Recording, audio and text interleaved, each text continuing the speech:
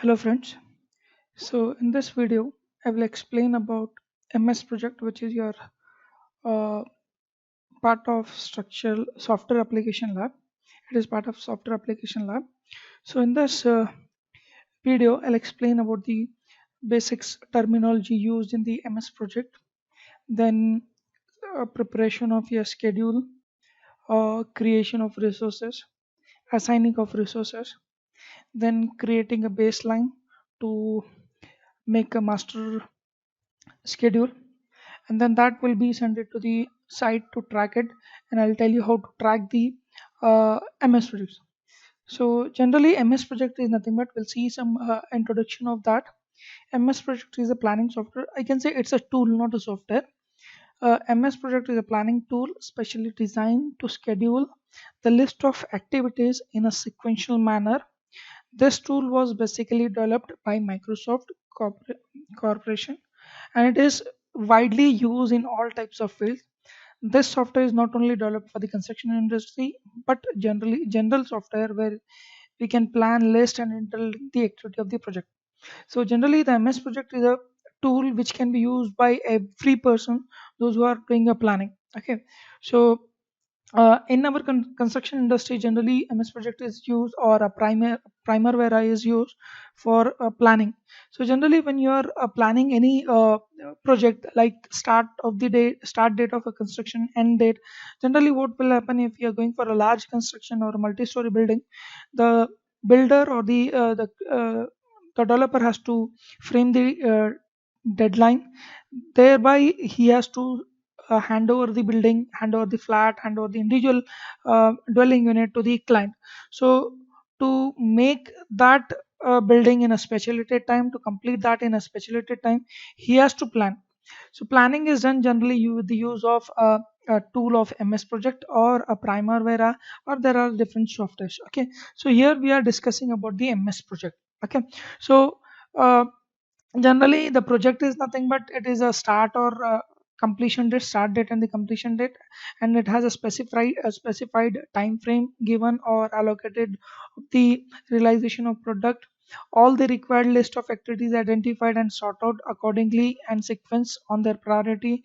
These activity listed will be interlinked according to their work of sequence, and finally schedule is generated. This is the work which will do it in a MS project. Okay, so before moving on to the terminology, what are the necessity requirement?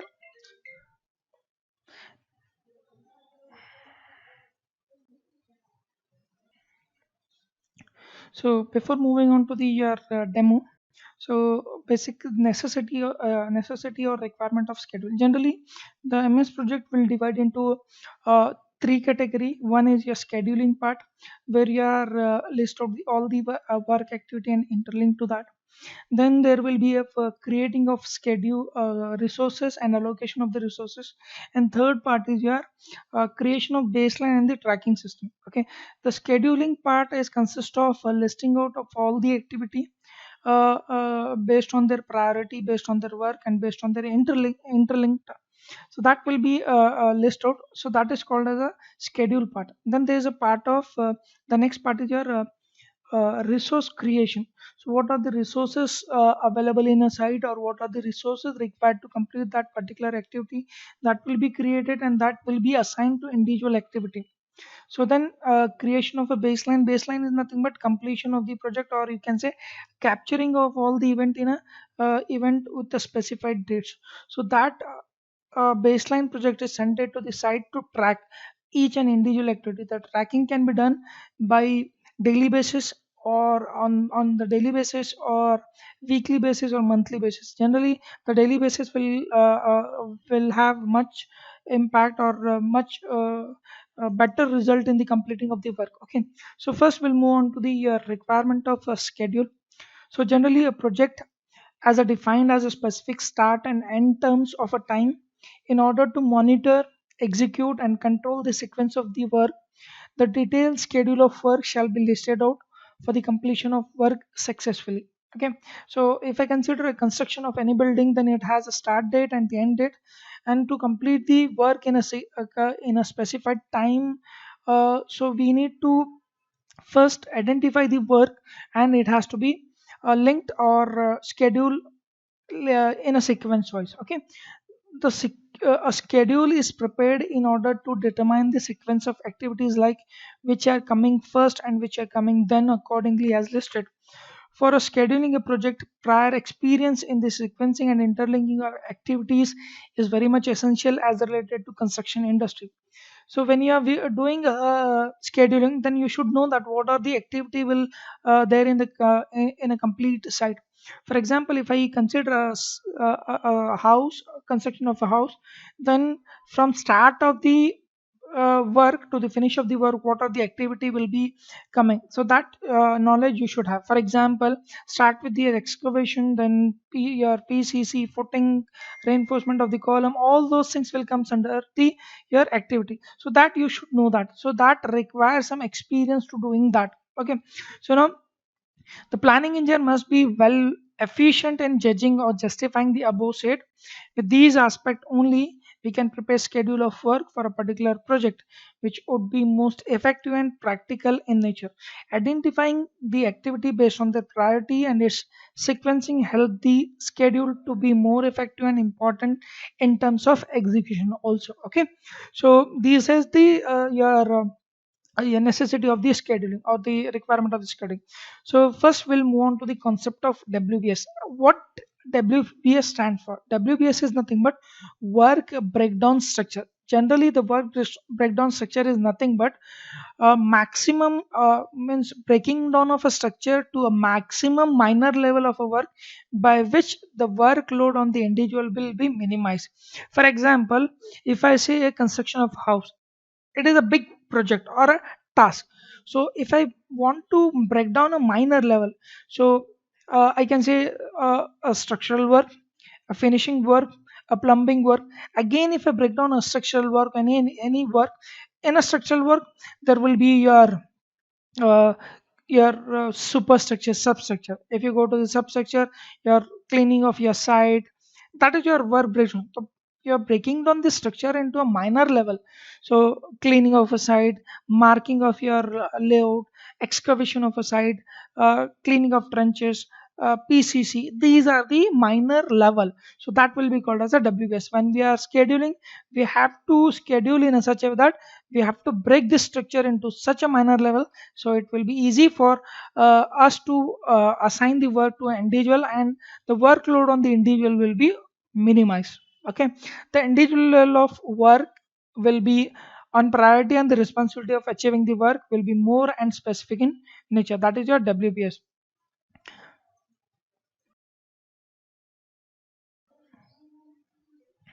So then you can see that, for example, uh, let us consider a staff organization project. Okay, general manager, project manager, project engineer, and the junior engineer.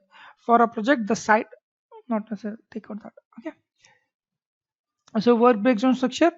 Then you can see that levels in the project X, civil work, electrical work, plumbing, and sanitary works, landscaping. So again, the project can be subdivided into very minute level. This is your overall division of your project. Then again, the civil work will be break down to the minor level. Like that, we can do it. Okay, now next is summary and subtask. uh, before we proceed to the what is summary and subtask, let us define task. First, what is task? Task can be defined as a performance of entity which is has specified duration with allocated resources and interlinked with the preceding activities.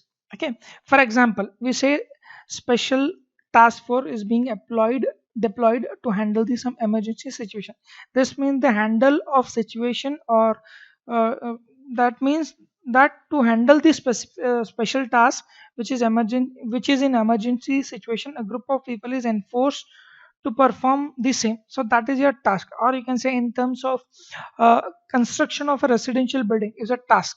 Okay, summary task, it can be defined as a task which has a group of summarized subtasks which is performed individually on their own. The individual performance of each and every subtask will be the overall performance of summary task. All the tasks which are working under this group can be summarized and called as a summary task. So like your civil work, plumbing work, electrical work. That will be a summary task, subtask. It is defined as the tasks which perform individually with a specified duration, resources, and interlinked with the previous task. The performance of this task will be entirely dependent on the performance of preceding task. So individual tasks like your completion of, for example, if I consider the roof slab, which involves work like shuttering, reinforcement, and the casting of a slab. Here, the task called roof slab work. Individual work like shuttering, reinforcement, and the casting of slab has to be completed in sequential manner. So, roof slab work as a refer as a summary task, and the individual task shuttering, reinforcement, and the casting of slab is the refer as subtask. Like this, the summary task and the subtask is defined. Okay, so then next is what are the factors which affect the schedule. Before moving on to the demo of your MS project, we'll go through first theory part, then we'll move on to the your demo part. Okay, so factor affecting the schedule, as discussed earlier, we developed a schedule. Listing the sequence of the activity is very much important in terms of time. When we start develop a schedule, we mainly concentrate on the available time frame for the project, estimated duration of all the activity involved in the interdependency on the preceding activity, and the constraint available for some specific activity. There are some factors which will affect the development of a schedule. So generally when you are preparing a schedule, you should see the which some factor which can affect the your scheduling. If you're not considering that, then definitely there will be lag in a time, or there's increase in the time for the completion of the work. So what are the things you have to follow or see that which will affect your development of a schedule? So first is type of project and the extent of area involved in the construction, scope of project, bill of quantities, availability of resources on the daily basis, periodical cash flow requirement for the entire project, and hydrological and the geographical reports, and many more. The points to be remembered while developing a schedule may be described below. So generally when you are scheduling, you have to remember or keep this point in a mind for doing that. So for example, identified type and volume of project, for example commercial project or residential project, with a certain built up area with a certain amount, so that has to be identified. Then trace out the number of floors available in order to determine the time required to complete the RCC work. Study the bill of quantity which is available and tentatively check for the availability of required resources whether you have or not. Also approximately determine the time required for completion of finished based on the quantity specified in the bill of quantities, that you have to remember. Divide the packages available into their order of occurrence and the sequence it accordingly depending on the scope of the project. Estimate the duration required for each and every activity within the available time frame. Try to link each and every activity with a providing interdependency for them. Identify the correct preceding relationship with the involved activity which may lead to successful development of a schedule, and also forecast the unforeseen condition which may occur in the project and provide sufficient buffer to estimate the duration of activity in turn the specified time frame for the project. Like your rain, the you will not get the permission from the authorities, government authorities, or there's a strike and all like that will be there. So that you have to that you have to content in the your scheduling. Prepare a detailed work breakdown structure for entire project and list out the activity involved. These are the things you have to remember before starting the any schedule. Okay, so generally when you are considering or calculating the schedule or listing out the schedule, so first thing you have to calculate the duration for that particular work. How to calculate the estimate duration? For example, shuttering for a ground floor slab, you can take just an example. If you have a 2500 square meter of a shuttering and you have available resources, shuttering material you have full, then you have 10 number of carpenter per day. You can apply only 10 number of carpenter. Now how to calculate the duration? The duration can be calculated, you can see here. uh, Output of one carpenter per day is 10 square meter. One carpenter can do 10 square meter of work per day. So duration of required can be calculated, estimated quantity, that is your 2500 square meter of area. Then output of per labor per day and number of available labor per day. If you do that, 2500 your estimated quantity for the shuttering, then we have 10 labors and 10 square meter area can be completed, which result out to be at 25 days. So that means for completion of a shuttering work you required at 25 days. Likewise, for each and individual activity you have to calculate the estimation of duration. For example, if I consider the a residential building of plot say 30-40, you have 15 footing.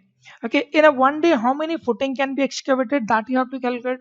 How much resource you have available, whether you have resource in terms of man power or the machineries. So based on that, how much work can be completed in one day, that way you have to estimate the duration. So that will help you to prepare a schedule. Okay, so then basic operation in MS project. So before moving on to the resources, first we'll do all the basic settings in a MS project, then we'll do the scheduling part, then in a second video I'll explain the resource creation and the baseline setup and the tracking. Okay, so in MS project, if you open that, this will be the visible display. You have to click a blank project. When you click the blank project, this will be appear. Okay, there will be a task, resources, report, project, view, and the format. So here, if you see that, you will have a Gantt chart. Generally, this will be called as a Gantt chart. Okay, so network diagram, you have resource sheet, all those things are okay. One by one, we'll go and move on. Okay, so in a Gantt, first we'll keep it as a Gantt chart.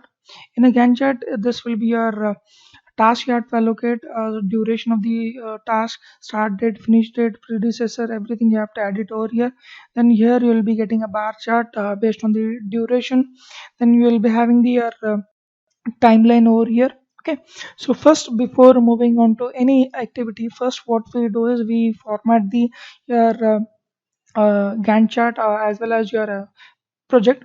For doing so, what we have to do is just go to your information of your file option, then file, click on the file, then click on the option. If you click on that, this will be visible on your screen. So don't change anything over here, then move on to the display. So here the calendar type will be different based on the different countries, it will be changed. Okay, so for us we'll keep this as it is. Then generally in most of the time it will be in a dollar, so we have to keep it in INR, that is your Indian currency, we have to keep that itself. So what we use today is if there is a change in the currency type, then bring it to the your Indian currency. Then click onto the schedule part. In a schedule part, if you see that the week start will be on the Monday, so most of the time the week start on the Monday. Year will be start in January, will keep as it is.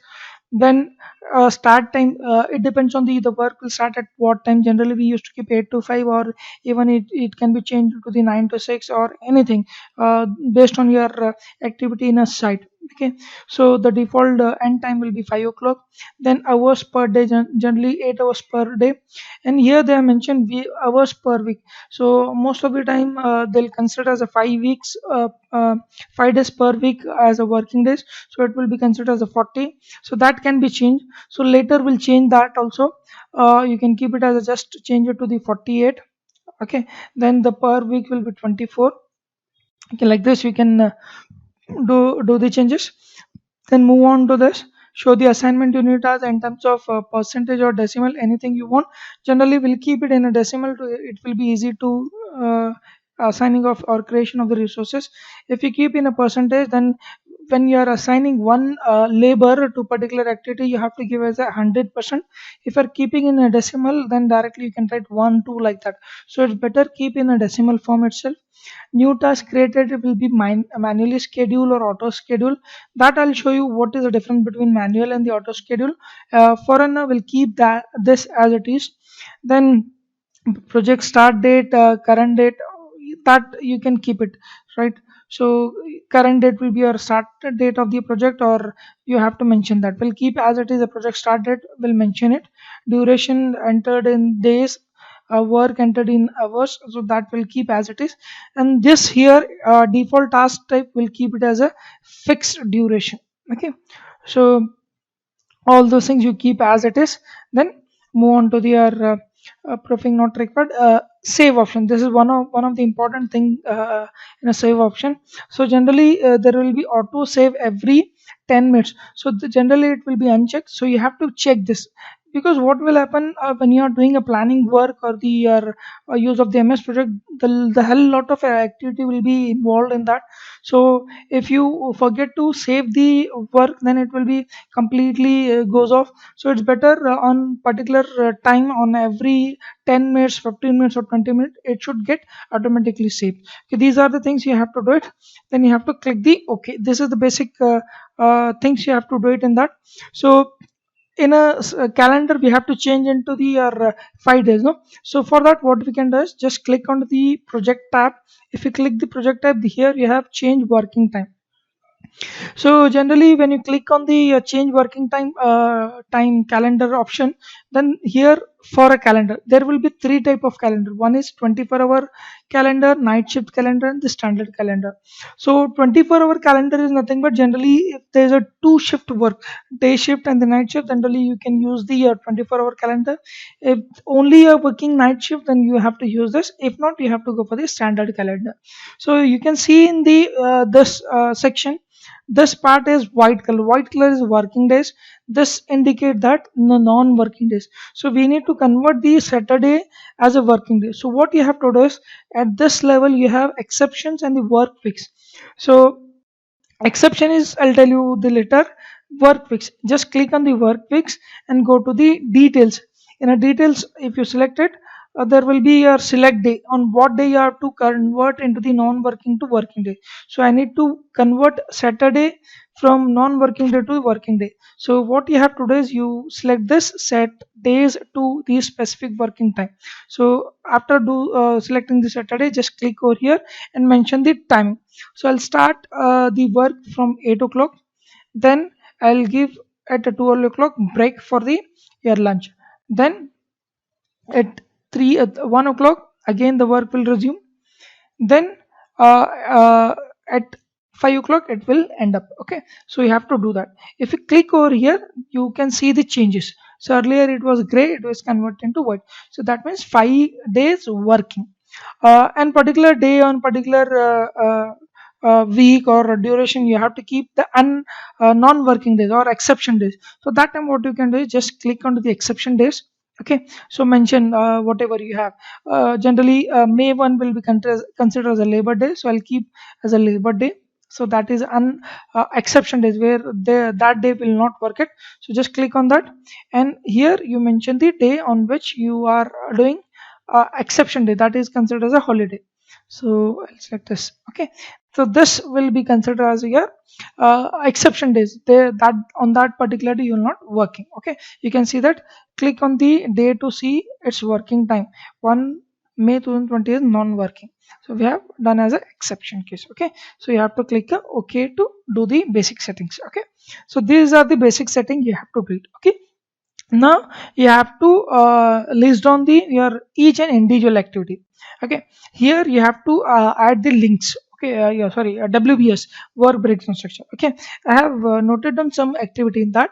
So first okay, I'll consider the task name as project X. Okay, in a project X, what I'll do, civil work. So only I'll consider civil work. There will be civil work, electrical work, plumbing work, sanitation work, then the other landscaping work that you can add. So civil work is your project X is your task. The summary task will be your civil work. Then in civil works, I'll keep as a substructure, superstructure, like that. Substructure. Okay, in a substructure, what are the things will be there? I have noted here. So generally there will be earthquake excavation. Then we have I listed all the things. If I type every each and individual activity, it will take time. Okay, in substructure we have earthwork excavation, PCC for the footing, reinforcement for the footing, shuttering for footing, casting of footing, pedestal shuttering, pedestal concrete, that means extended portion of your column above the footing part, shuttering for columns up to ground floor level, casting of columns up to the ground floor level, and the backfilling. These are the activity comes under the your substructure. Then next is your superstructure. So in superstructure, these are the activity I have listed out. Okay, so ground, if you have number of floors, then it will comes your ground floor, first floor, like that. Okay, in a superstructure there will be first RCC work. So I'll mention here RCC work. Okay, in RCC work, what are the activity? These are the activity. Okay, okay, so first everything I'll copy here, then I'll move on to that. So RCC work, then the finishing work. The finishing work. In finishing work, we have the masonry, electric conduiting, all those things, so till the handover. Okay, so I'll paste it over.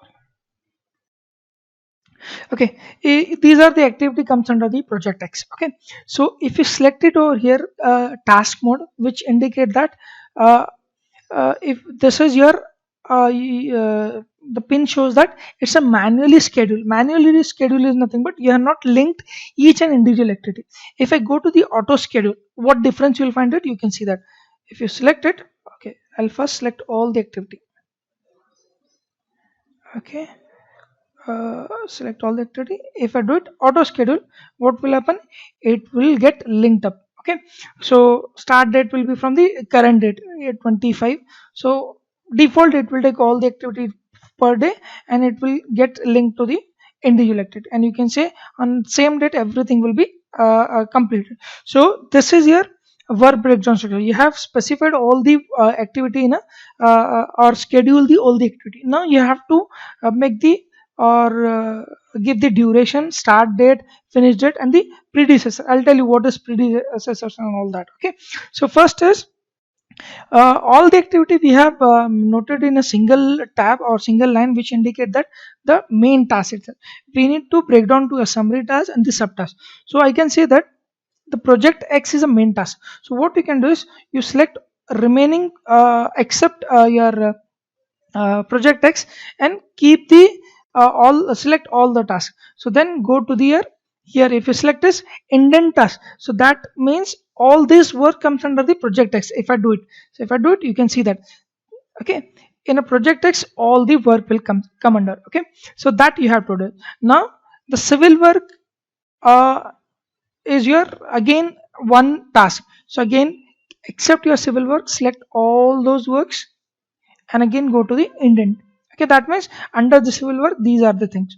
In a civil work, then there's a substructure is a summary task, then your superstructure. So I'll select the things or the activity comes under the superstructure and indent into the superstructure. You can see that. Okay, substructure, again in the superstructure I'll select the all the terms. Okay, and bring into the. Okay, I'll select the except superstructure. I'll select all because finishing work and the RCC will come under the superstructure cell. Okay, that all those things will come under the superstructure. Now in RCC work, again I'll indent. So these are the things comes under the RCC work, and these are the things comes under the your finishing work. Okay, so if you see that, if I just click on the substructure superstructure, then substructure. Okay, so there's a project task, then project X we have a civil work. In civil work we have substructure and superstructure. In the substructure these are the different activity. In a superstructure again we have RCC work. Okay, every 10 minutes it will ask. Okay, so finishing work, these are the activity. Okay, then handover, these are the activity comes under that. Okay, this is your summary task, then this is your subtask. This is your summary task and these are the your subtasks. Okay, so like this you have to do. For example, mistakenly you have taken the finishing work also in a same line. Okay, I'll show.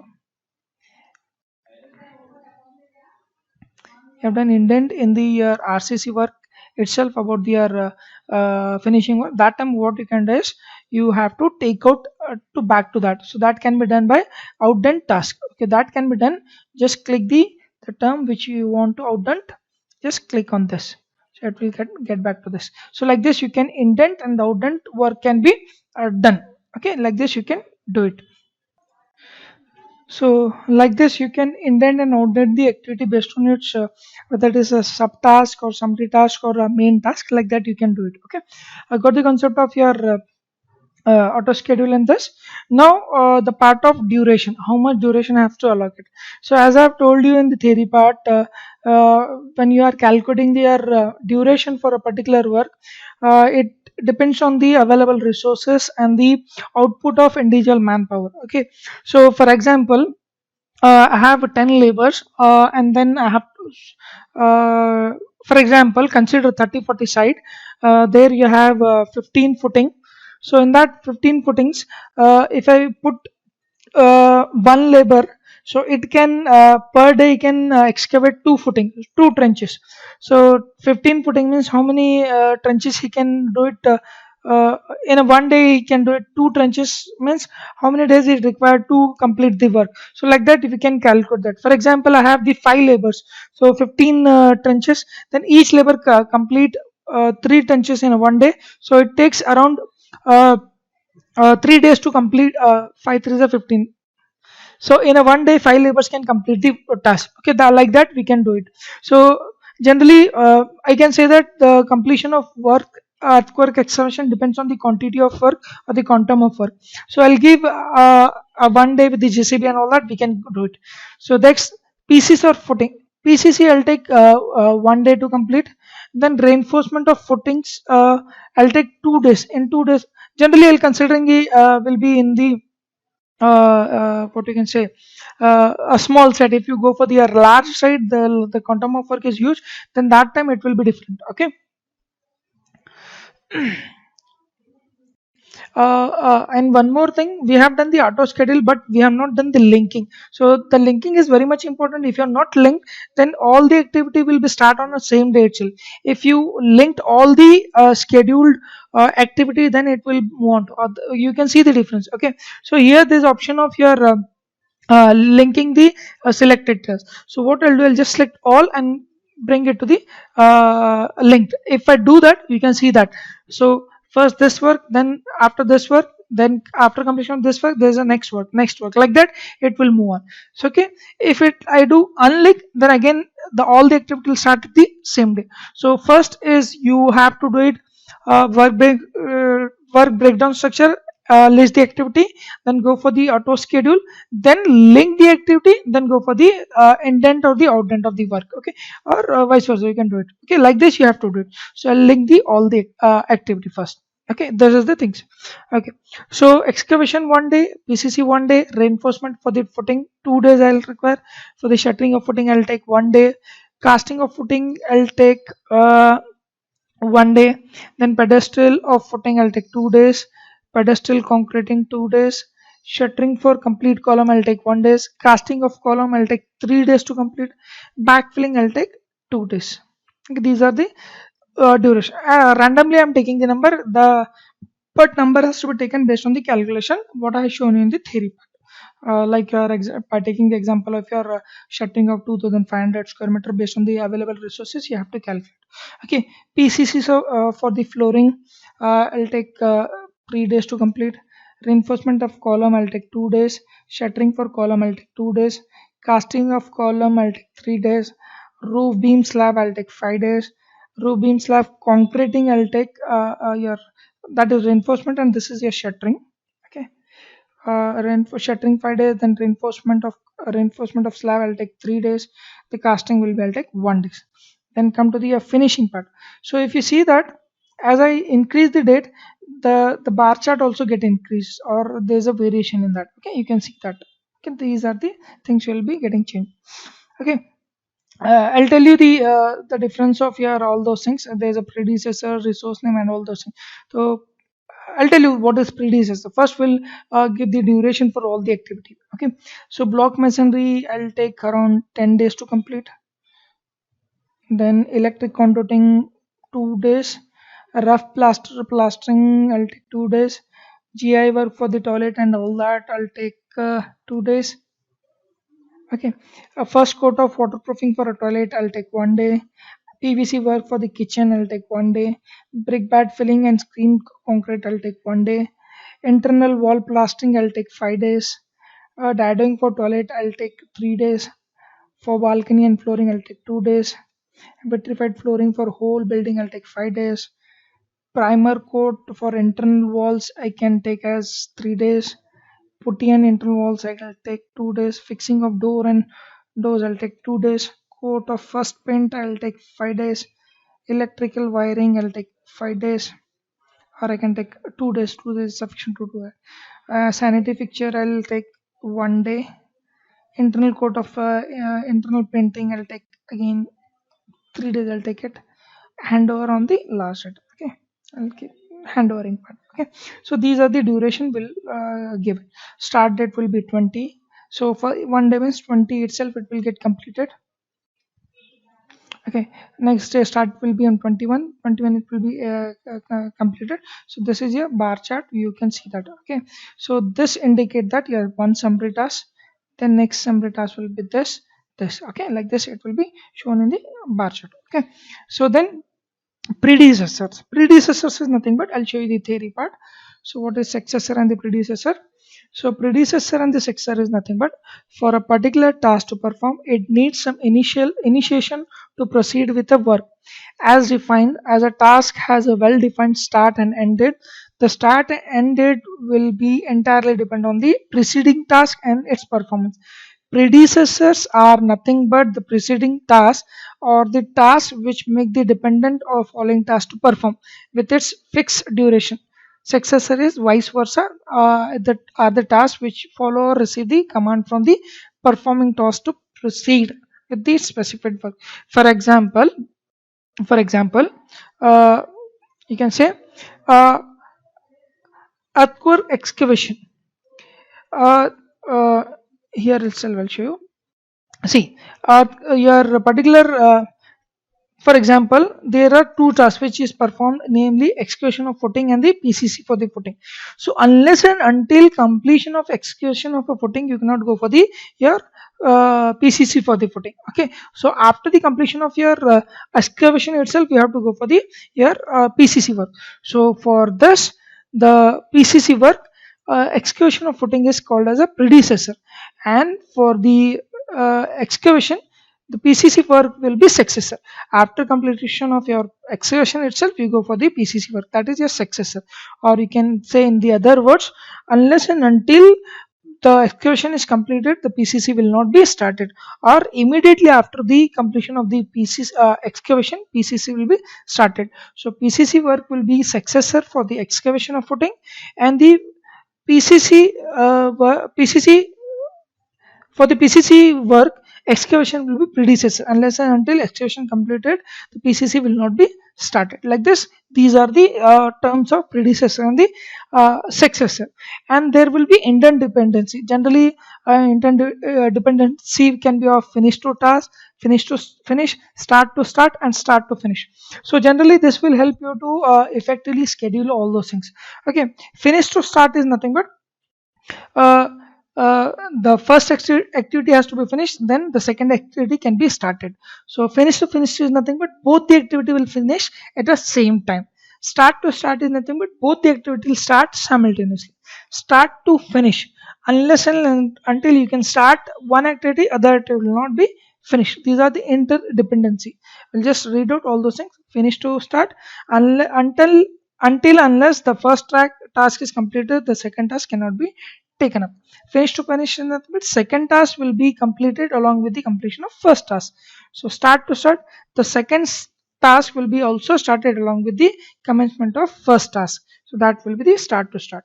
Start to finish, the first task will start when the second task is completed. So this is the your interdependency. So when we are giving the your predecessor, it will be very important to give the your interdependency. So I'll show you what is interdependency, how it will be allocated. Okay, so see, the 4 5 6 is nothing number of or serial number of your particular activity. So for the PCC work, for PCC footing, the fourth is predecessor. That means the fourth work has to complete it. Unless and until you will not complete this work, you cannot start it. Okay, so This I'll give 4 as it is. So reinforcement for footing. See, reinforcement of footing can start during the start of work or during the execution of work itself. So what I can do, I'll give 4 start to start. So that is nothing but even your reinforcement of footing work can start on the same day on PCC work.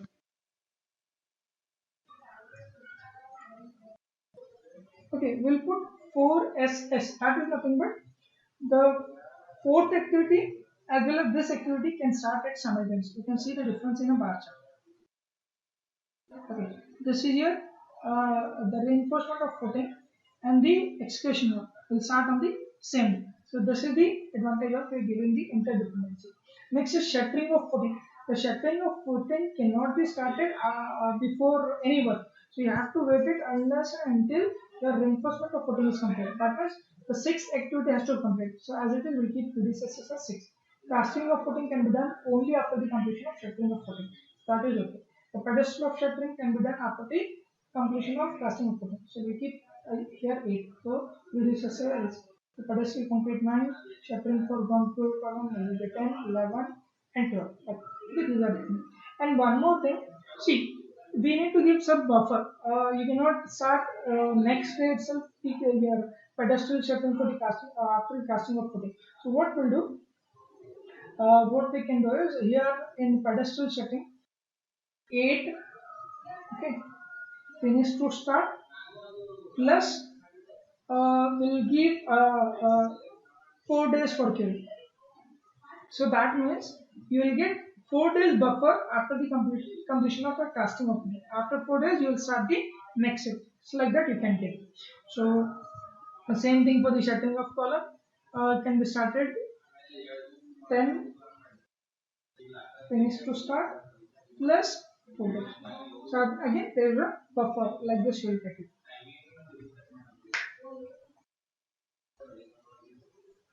So like this you can get the buffer and that.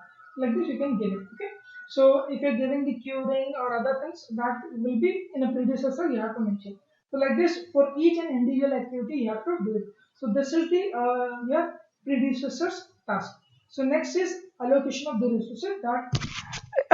resources that I'll explain in the next video. Thank you.